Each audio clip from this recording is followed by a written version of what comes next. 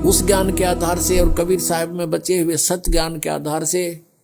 और फिर परमेश्वर ने कहा था कि धर्मदास तो ये लाख दुहाई, ये मूल ज्ञान कहीं बाहर ना जाई। मूल ज्ञान बाहर जो पढ़ी, ये बिचली पीढ़ी हंस नी तरही। इस मूल ज्ञान को तब तक छुपाई जब तक ये 12 पंथ मिट जाई।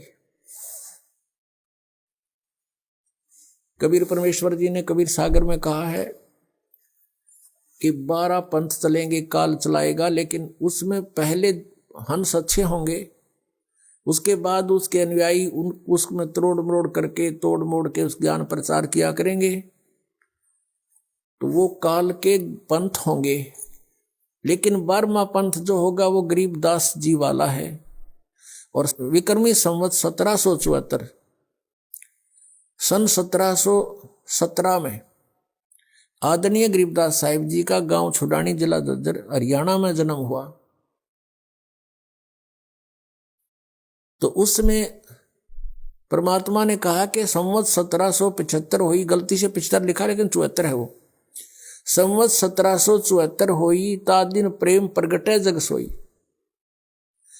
प्रगट हुए बम्बाणी, उनके मुख से दोबारा मेरे महिमा की वाणी प्रगट होएगी। लेकिन ये 12 पंथ हमी को जावे, अस्थिर घर का मरम नहीं पावे।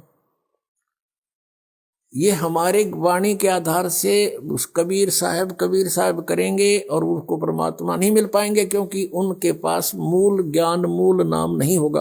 प्रत्येक महात्मा को, प्रत्येक संत को परमेश्वर कबीर जी जिनको मिले थे उनसे कह दिया था कि अभी इसको डिस्क्लोज ना करना, इस मूल ज्ञान को और वास्तविक वे ऑफ वर्शिप को, पूजा की जो वास्तविक विधि है जो मैंने तुम्हें दे दी है, कबीर जी कहा करते कि इसको अभी डिस्क्लोज ना करना, किसी को बताना नहीं तो इन काल के चलाए हुए पंथों में भी ये यथार्थ नाम होंगे और ज्ञान ये हमारी वाणी से घसट पसट कर इकट्ठा कर ही लेंगे। तो फिर हम जब जाएंगे, जैसे परमात्मा ने कहा कि 12वें पंथ हम ही चलावें, कबीर साहब ने कहा है कि 12वें पंथ हम ही चल आवें और सभी पंथ मिटा के एक पंथ चलावें। तो परमेश्वर ने कहा कि जो बिचली पीढ़ी आवेगी उसके अंदर ये काल के दूत बहुत पनपेंगे। 12 पंथ तो ये लगातार हैं और काल ने कहा था और अनेक पंथ चलाऊं, यावद जीवों को भरमाऊं। तो उन 12 से अलग ये राधा स्वामी पंथ, धनधर सतगुरु पंथ, बाल योगेश्वर पंथ, और ये सतपाल दास पंथ और ये ठाकुर पंथ, जय गुरुदेव पंथ, ये सब राधा स्वामी से ही निकले हुए हैं। लेकिन ये जो सतपाल जी वाला पंथ और बाल योगेश्वर जी वाला पंथ ये हंसा देश वालों का है। ये भी ऊट पटांग वही क्रिया, कान बंद आंख बंद, जीव न तालू के लाओ, ये डले डुआन लग रहे। और नाम क्या देते हैं? हंस, हंस नाम देते हैं। हंस तो जीव का नाम है और कहते हैं हंस को उल्टा कर लो सो हम हो गया। हंस का उल्टा करे तो कोई बात हुई? इब गाड़ी ने उल्टी कर ले उल्टी घेर ले सड़क के ऊपर और फिर कह दे वो के गाड़ी हो गया, ये कोई बात हुई इनकी? जिसी टूटी फूटी ले रहे थे वह भी उलट कर ली। तो कहने का भाव है ने अपने मनमुखी मंत्र लोक वेद जनता में ठोक दिया और सबकी दुर्गति हो रही है। उन संतों की भी दुर्गति हो रही है जो इस पंथ के प्रवर्तक थे। अब कारण क्या था कि उनके पास तत्व ज्ञान नहीं था। तो कौन से मंत्र का जाप किया उन महापुरुषों ने जिनको मोक्ष प्राप्त हुआ? सतनाम का। और सतनाम है 2 अक्षर का, जिसमें एक ओम मंत्र है, एक तत् है, वो सांकेतिक है। श्रीमद् भगवत गीता अध्याय नंबर 17 के और श्लोक नंबर 23 में स्पष्ट किया कि ओम तत्सत इति निर्देश है ब्रह्मण त्रिविध समर्थ है। ओम और तत् जो सांकेतिक शब्द है, तत् ये दास बता सकता है इस पृथ्वी पर और किसी के पास नहीं है। यदि इस दास से चुरा कर नाम लेकर के और फिर उसने आगे कोई गुरु पद प्राप्त आप पे स्वयंभू गुरु बनकर को दान कर रहा है तो महा दुश्मन है समाज का, पहले वालों ने नाश कर दिया, वो और कर देगा। उससे भी हमने बचना है। ऐसे कोई पाखंडी कहीं मिल जावे उससे भी बचाना है, जनता को समझाना है कि नकली है, इसको कोई अधिकार नहीं है। ठीक है, माने उसका भला, ना तो भाई उनकी मर्जी, नहीं माने तो कहीं भी जाओ, वो उनकी सजा मिलेगी फिर भगवान के दरबार में। तो सतनाम 2 अक्षर का है, एक ओम और एक तत्। और सत जो उसमें शब्द है वो आदि नाम है, उसको सार नाम भी कहते हैं, वो भी गुप्त है। तो गीता अध्याय नंबर 8 के श्लोक नंबर 13 में गीता ज्ञान दाता कहता मेरा एक ओम मंत्र है, बस, नथिंग एल्स। मुझ ब्रह्म का केवल एक ओम मंत्र है। और जो इस ओम का जाप करता है इस ओम से मिलने वाली परम गति को प्राप्त होता है, वो ब्रह्मलोक है। ओम का साधक ब्रह्मलोक में प्राप्त हो जाता है और वहां से भी पुनर्वर्ती में आता है, जन्म मृत्यु होती है। और तत्व ये सांकेतिक है। 3 पुरुष हैं गीता जी अध्याय नंबर 15 के श्लोक नंबर 1 से लेकर 4 में और 16 और 17 में कंसेप्ट क्लियर कर रखा। संसार रूपी वृक्ष की संकेत दिया है, लेकिन कबीर परमेश्वर जी ने, क्योंकि तत्वदर्शी संत रूप में आए थे मालिक, उन्होंने उसका विस्तृत जानकारी दी है। और गीता जी अध्याय नंबर 15 के श्लोक नंबर 1 में यही कहा है कि जो संसार रूपी वृक्ष के सभी विभागों को जानता है, स वेदवित, पत्तों सहित जानता है जड़ से लेकर, वो तत्वदर्शी संत है, वो स्वयं परमेश्वर ही आते हैं।